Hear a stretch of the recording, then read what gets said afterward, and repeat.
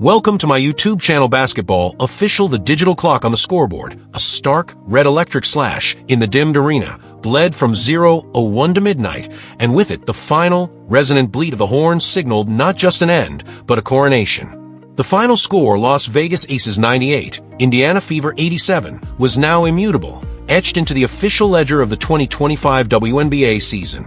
But to merely state the outcome is to describe the Grand Canyon as a hole in the ground.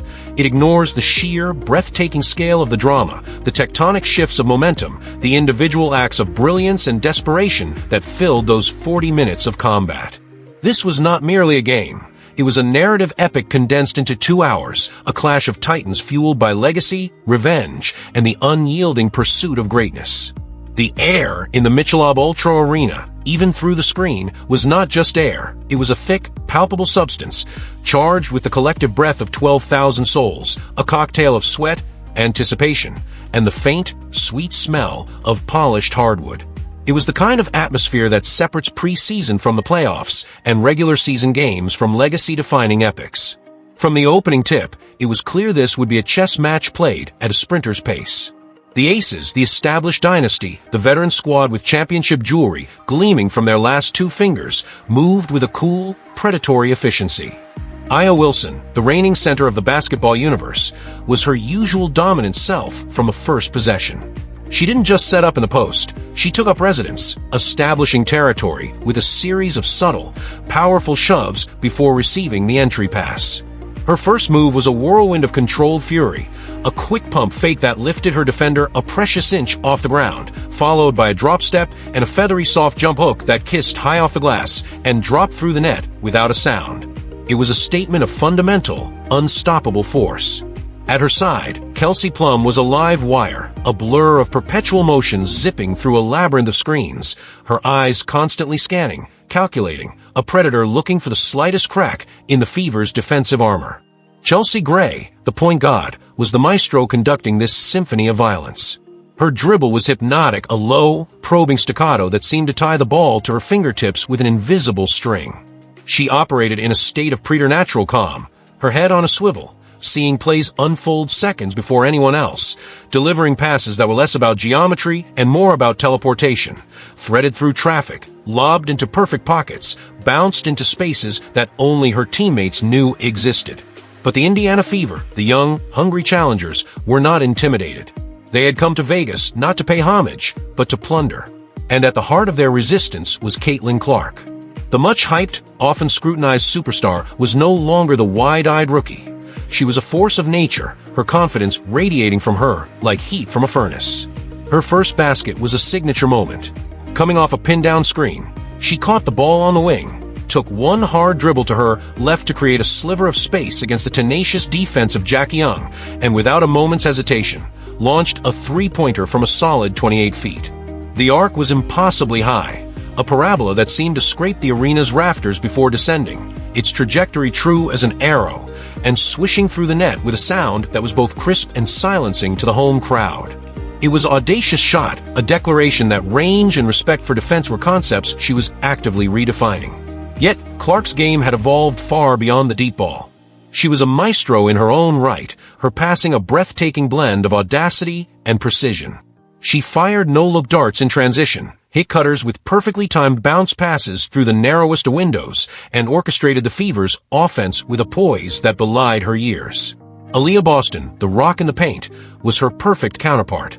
Boston's game was one of power and grace, establishing deep post position and finishing with authority, but also showcasing a deft passing touch from the high post, finding cutters when the Aces' defense inevitably collapsed on her. The first quarter was a firefight, a blistering display of offensive execution that left defenses looking helpless. It was a showcase of the modern game's beauty and brutality. The Aces would work the ball inside to Wilson, who would score or draw a double team, kicking it out to rotating cast of snipers, Plum, Young, or the newly acquired sharpshooter off the bench. The ball movement was a whirring, precisely engineered machine, each pass crisp and purposeful. The Fever answered with a more heliocentric, but no less effective, attack. Clark was the sun around which their solar system revolved. She hunted her own shot, pulling up from distances that were once considered fool's gold, but she also expertly manipulated the defense, using the threat of her shot to create driving lanes for herself and open looks for her teammates. The quarter ended with the Aces holding a slim 28-26 lead, but felt like a stalemate between two perfectly matched armies. Every punch was met with a counterpunch. A Wilson fadeaway was answered by a Boston and one. A Plum pull-up three was countered by a Clark step-back from a logo. The crowd was a constant roar, a wave of sound that crested with every Aces basket and ebbed into a nervous murmur with every Fever response. The second quarter, however, is where the game's first major narrative shift occurred. This is where championships are often forged, not in the star-powered first quarters or the dramatic final frames, but in the gritty, often ugly minutes when the starters take a breather. The Aces bench, a unit fortified by years of contention and savvy front office moves, came in and immediately imposed their will. Led by the veteran savvy of their backup point guard, a player who knew her role to perfection, they cranked up the defensive intensity to a suffocating level.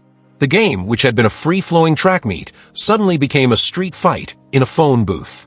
The Aces switched everything, their communication seamless, their rotations sharp and disruptive. They crowded passing lanes, their active hands deflecting balls and disrupting the Fever's offensive rhythm. For the Fever, the offense, so fluid with Clark on the floor, suddenly seized up.